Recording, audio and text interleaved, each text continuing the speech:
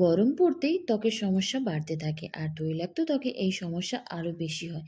তাই এই গরমে ত্বকের যত্ন নিতে টক দই কিন্তু খুবই উপকারী। এই টক দই দিয়ে বাড়িতে বসেই কিন্তু তোমরা করে নিতে পারো খুব সহজে একটা ডে ট্যান ফেসিয়াল, যার ফলে এই গরমের মধ্যে তোমাদের ত্বকের মধ্যে থাকা সমস্ত রকমের ট্যান, কালো দাগছোপ কিন্তু খুব সহজে দূর হয়ে যাবে। আমি আমার ত্বকের যত্নে টক দই দিয়ে কিভাবে একটা 3 স্টেপ ফেসিয়াল করছি সেটাই ভাবলাম আজকে তোমাদের সঙ্গে শেয়ার করি। কারণ আমার ত্বকও প্রচণ্ড পরিমাণে অয়েলি। আর এই তৈলাক্ত ত্বকে সারা বছরই কোনো না কোনো সমস্যা থাকতে থাকে। আর এই গরমের মধ্যে তৈলাক্ত ত্বক প্রচণ্ড পরিমাণে জ্বালা করে।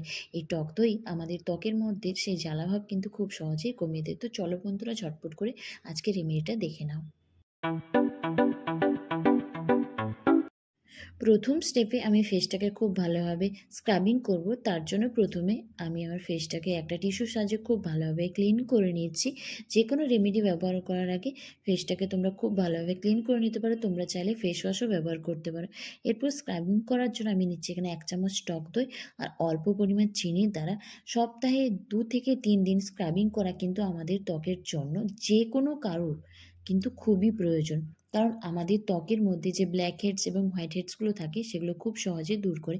আর এই চিনির দানা আর টক দই কিন্তু খুব ভালো স্ক্রাবার হিসেবে কাজ করে। টক দই আমাদের ত্বকের মধ্যে থাকা যে কোনো রকমের কালো ট্যান খুব সহজে দূর করে দেয়। তারপর হালকা হাতে 3 থেকে 4 মিনিট মুখটাকে মাসাজ করো। যে জায়গাগুলোতে ব্ল্যাক হেডস, হোয়াইট হেডস হয়, যেমন নাকের পাশে, থুতনিতে, সেখানটায় খুব ভালোভাবে মাসাজ করে নিও। তারপর সেটাকে তোমরা নর্মাল জল দিয়ে ধুয়ে নিও। এটা তোমরা যদি ফেসিয়ালটা করতে নাও চাও, তাও কিন্তু তোমরা এই স্টেপটাকে ফলো করতে পারো সপ্তাহে 2 থেকে 3 দিন।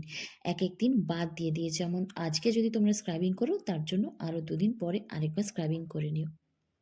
দ্বিতীয় স্টেপে আমি ফেসটাকে খুব ভালোভাবে মাসাজ করব। মাসাজ ক্রিম বানানোর জন্য আমি নিচ্ছি এখানে 1 চামচ মতো টক দই আর নিচ্ছি নারকেল তেল। নারকেল তেল কিন্তু আমাদের ত্বকের জন্য খুবই উপকারী।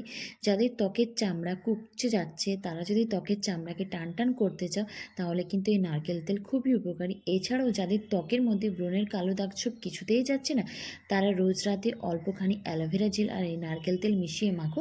দেখবে এই কালো দাগছোপ খুব সহজে দূর হয়ে যাবে।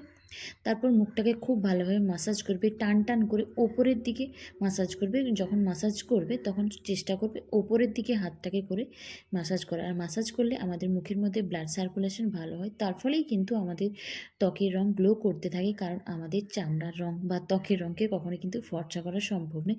এটা সম্পূর্ণ একটা ভুল ধারণা। তো আমার এখানে দ্বিতীয় স্টেপ কমপ্লিট হয়ে গেল। এরপর বানাবো ফেস প্যাক। তার জন্য নিচ্ছি 1 চামচ মতো গুঁড়ো বেসন। রান্নার যে বেসন হয় আমি এখানে সেটাই নিয়েছি। এরপর আমি এর সঙ্গে মিশিয়ে নিচ্ছি 1 চিমটে মতো হলুদের গুঁড়ো। রান্নার যে গুঁড়ো হলুদ হয় সেটাই আমি এখানে নিয়েছি। আর তার সঙ্গে আমি এখানে নিচ্ছি 1 চামচ মতো টক দই। টক দই কিন্তু তোমাদেরকে এখানে 3টে স্টেপেই নিতে হবে। তারপর এই 3টে উপকরণকে খুব ভালোভাবে মিশিয়ে নিলে আমার এখানে ফেস প্যাকটা রেডি হয়ে যাবে। তোমরা এটা চাইলে যদি হাতে পায়ে ব্যবহার করতে চাও তাহলে এর পরিমাণটাকে একটু বাড়িয়ে নিতে পারো। তো আমার এখানে ফেস প্যাকটা রেডি হয়ে গেছে। এরপর এটাকে আমি আমার পুরো মুখের মধ্যে লাগিয়ে নেব। সপ্তাহে 2 দিন তোমরা এই ফেসিয়ালটাকে বাড়িতে করতে পারো। তোমরা যদি এই ফেসিয়ালটা দিনের বেলায় করো তাহলে চেষ্টা করো রোদ কম লাগানোর। তারপর এটা পুরো মুখের মধ্যে লাগিয়ে 15 থেকে 20 মিনিট রেখে দেবে। ফেসের সঙ্গে সঙ্গে তোমরা এটা হাতে, পায়ে এবং গলাতেও কিন্তু ব্যবহার করতে পারো। ছেলে মেয়ে উভয়েই কিন্তু এই ফেসিয়ালটাকে ব্যবহার করতে পারো।